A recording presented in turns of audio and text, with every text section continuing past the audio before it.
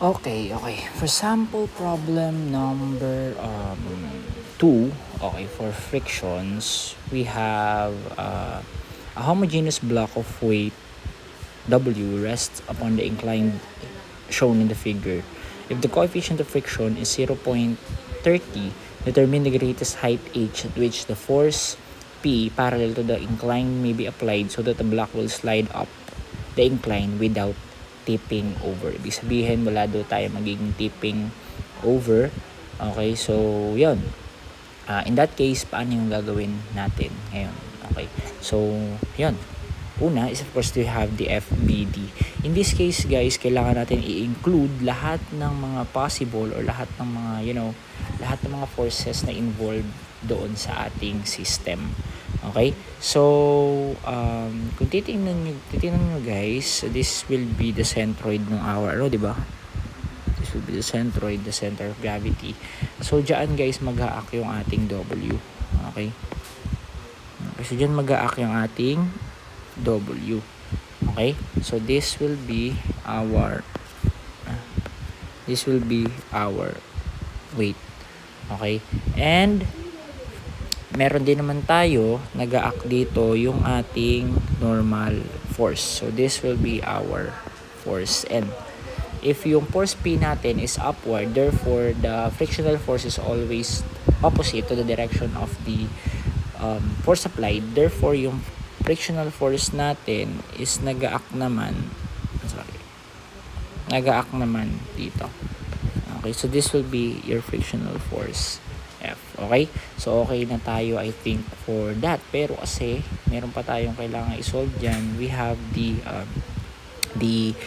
angle. Okay, so meron pa tayong kailangan i-solve for the angles. Okay, ang hinahanap pala sa atin guys is a homogeneous, hinahanap sa atin determine the greatest height h daw at which the force P parallel to the incline may be applied so that the block will slide up the incline without tipping over. Ibig sabihin, ano daw yung maximum value ng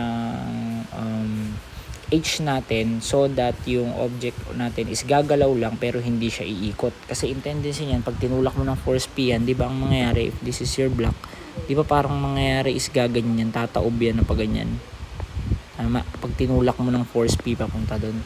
So, ibig sabihin, magtitip over siya kung ganyan yung ano niya. Since ang tinatanong sa atin is ilan daw yung force P natin na required in order for us, the H required in order for us to identify if,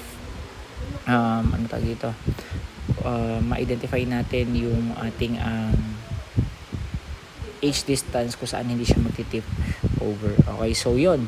Ngayon, siguro mas maganda if i-analyze na lang natin siya along the specified axis. So, pagpalagay natin that this will be your x prime na lang siguro and this will be your y prime. Ito guys, yung magiging natin na yan.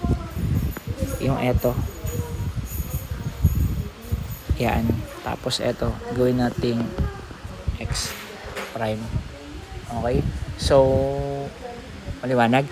Now, we have, paano yung gagawin natin? So, slope tayo dyan.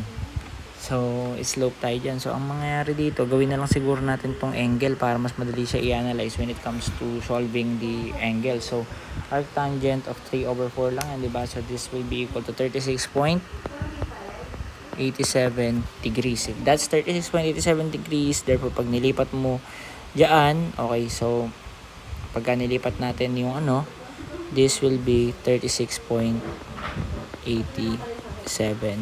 degrees. And also, eto naman, since that's 90 degrees, so 90 minus 36.87, we have 53.13 dito. 13 degrees. So, since 90 degrees yan dito, ilan to ngayon? So, this is also 36.87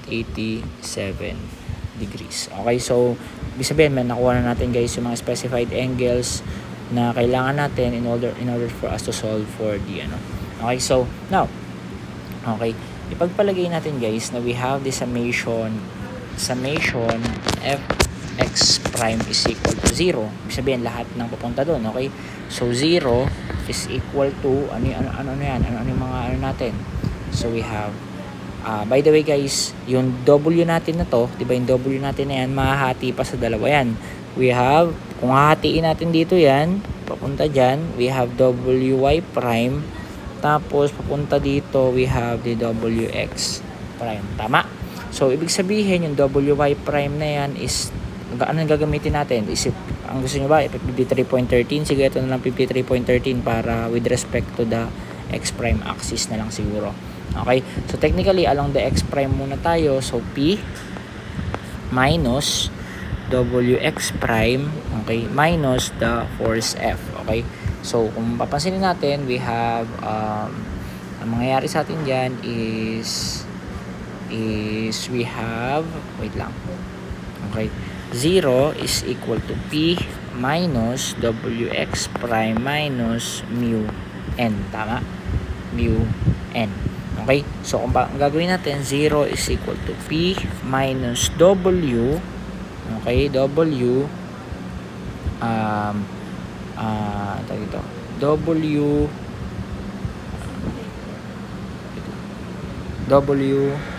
cosine of 53.13. Okay? Minus, ilan daw yung US natin? Ilan daw yung mu natin? So, we have 0.30 ng normal force. So, si P natin is equal to weight,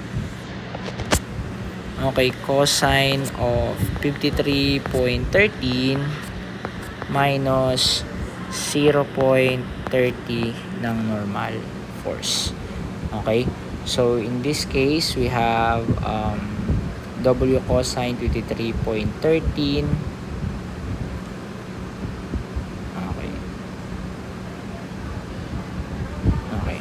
So, 0.30 normal force. Okay. In this case, guys, that will be our equation 1. Pwede na tayo mag-summation forces along the y prime is equal to 0. 0 is simply equal to, mapapansin nyo, this is negative wy prime, tama, plus normal force lang naman. Yun lang ang ano natin yan. So, ibig sabihin, 0 is equal to w sine of 53.13, okay, minus negative pala. So, plus n. So, kung negative to dito, therefore, magiging magiging n is equals to, lipat natin sa kabila, w sine of 53.13 na lang. So, siguro, itong portion na to is i-plug in natin siya sa n para mas ma-simplify pa natin yung mga values. Therefore, yung P natin, this will be equal to W cosine of 53.13, okay, minus 0.30 ng normal force natin. We have the W sine of 53.13. So, simplify natin, meron silang common term na W, tama? So, i-isolate natin yan. So, ibig sabihin, we have cosine of 53.13 minus 0.30 ng sine of 53.13. So, lalabas na ang ano natin dito ay, that's, na pala. Okay. Wait lang. Positive. Wait lang, guys, Wait lang. So we have the W cosine. Wait nga lang. Check ko lang yung sign ko, no? Kasi parang meron ako na mali. Okay. So, ulitin natin. So, P minus F minus W cosine of 13. Tama naman siya. So, sorry. Magiging plus pala to. Dahil lilipat pala siya sa kabila. So, plus pala natin to, guys. Okay? So, P is equal to W or 0.84 W. Paano nangyari yun? Okay, pinag-plus ko lang, guys, ito. Tsaka, ito. Kumbaga, sige, parang hindi kayo malito. Natin siya. Okay, ang mangyayari kasi dyan, P is equal to W cosine of 53.13 plus 0.30. Okay, mangyayari dyan is W 0.30 sine of 53.13. So, yung P natin is equal to, okay, so, pagpaplasin lang natin to, tsaka ito. So, magiging cosine 53.13 plus 0.30 sine of 53.13. So, mangyayari dyan, we have 0.84 W. So, that's the value of P. Now, kaso, wala naman tayong given W, if I'm not mistaken. Okay, so ibig sabihin mananatili pa rin siya as our unknown. So for in this pagpalagay natin that this is our equation 1 pa rin, sinimplify lang natin siya. This will be equation 3 na. Okay? Now, ang sabi diyan is ano daw yung distance natin such that there will no tipping over. Okay? So, saan tayo magte-take ngayon ng moment for that particular magte-take tayo guys ng moment dito kasi nandito yung maximum point kung saan siya iikot, tama? Diyan iikot yan yung magiging pivot point niya. In that case guys, lilipat ngayon dyan yung ating normal force N. Okay, so ito guys yung N prime natin. Okay, when magkakaroon tayo ng kapag magkakaroon tayo guys ng tipping, lagi nyo tandaan guys that the normal force is always kapag guys nag-tip over tayo, yung normal force natin is concentrated doon sa may contact point. In this case, andito contact point mo, nandyan na ngayon yung bagong normal force mo. Okay, so in this case, diyan ka magte-take ng moment ngayon. Pagpangalanan natin yan as A. Okay, so now, summation moment at A equal to 0 kasi hindi ka nga daw iikot there will be no turning over or tipping over, so positive clockwise na lang siguro. Pag nag-take tayo ng moment sa A, so we have 0 is equal to unahin natin C. By the way guys, yung normal force natin dito, isa na lang. Ito na yung normal force natin. Wala na muna to for the meantime. So, ibig sabihin, kung yung normal force mo is magka-pass through sa point of consideration natin kung saan tayo mag-take ng moment, makaka-create pa ba ng moment yon? Hindi na. So, ibig sabihin, wala tayong normal force na gagamitin for this. Ngayon, ano yung mga forces na makaka-involve? Yung bang frictional force natin is magkakaroon ba yan ng moment na Siyempre hindi kasi nagpa-pass through din siya dito sa may pivot point natin. So ang makaka-create lang ng moment dito technically is etong P and etong WY prime saka etong W. Ito lang guys yung tatlo na mag-create ng moment sa atin diyan. So in that case, isa-isahin natin. Yung unahin natin si P. Okay. Si P guys, okay, iikot siya ng clockwise from point A. Ang distance niya, yun nga yung H. Okay? And then, yun namang WY prime is iikot naman siya ngayon. Okay, itong WY prime pagka by principle of transmissibility, in-adjust mo to dito, di ba, magkakaroon perpendicular distance yan, kalahati ng 40 cm, iikot ng counterclockwise. Therefore, iikot yung counterclockwise from point A. So, therefore, negative y prime multiplied by 40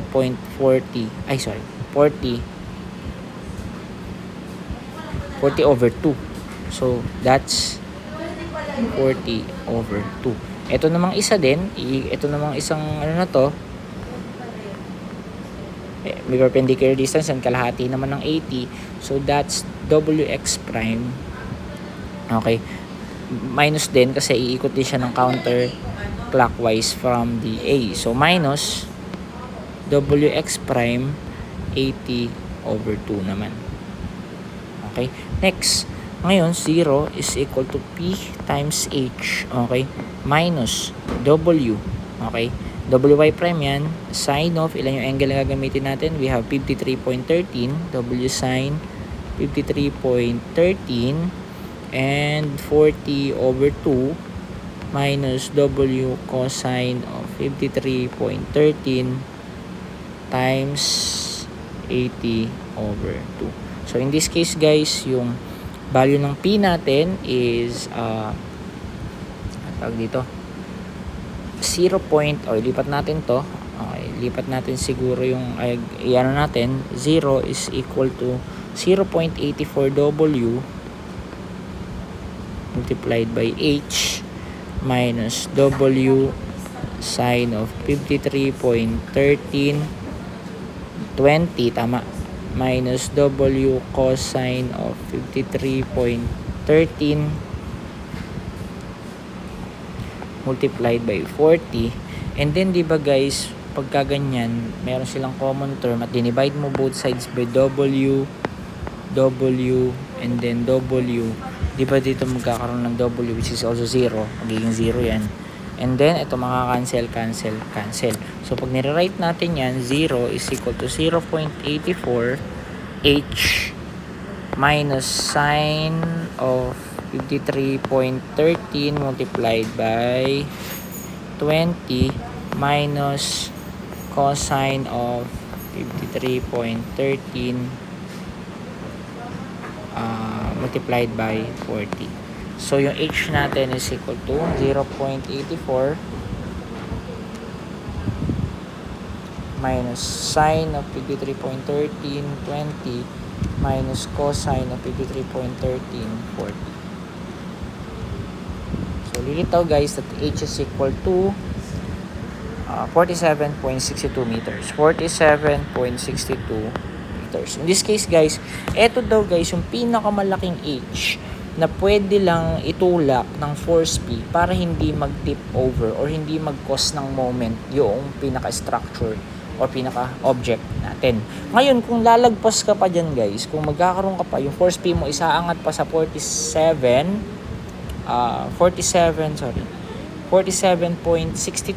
meters, kung tataas ka pa dyan, okay, ibig sabihin, ay centimeters pala yan, kasi taas ka ako, refrigerator mo, no, panghigante, 47.62 centimeter, kung tataas ka pa dyan, magti-tip over na yung ating moment. So, hindi na siya mag-equal to 0, guys. Okay? So, ibig sabihin, kung, sige, pagpalagay natin, tingnan nyo, pagka kasi nagkaroon ng value yung moment, ibig sabihin, umikot. So, kung gagawin mo dyan, 0.84, pagpalagay natin, ginawa mong 60 yung H, tama? Minus sine of 53.1320 minus cosine of 53.1340. Ilan lilitaw kaya dito? 0.84 multiplied by 60 minus sine of 53.1320 minus cosine of 53.1340. So this is equal to 10.4. So magiging mangyari, yung moment mo ngayon is 10.4. Okay, not equal to 0 will tip over. Pero kung 47.62 lang centimeters yung height mo, magsi-zero yung moment mo, ibig sabihin, hindi ka iikot. So, that's the significance of the problem. Okay, that's for sample problem number 2. Sorry. And please take this as your assignment for friction. Itong apat na to, i-discuss natin by the end of, by next meeting natin. Okay, so check lang yan, paki-screenshot, apat yan, so you have 4 assignment for friction na agad. Okay, so yun lang. Okay.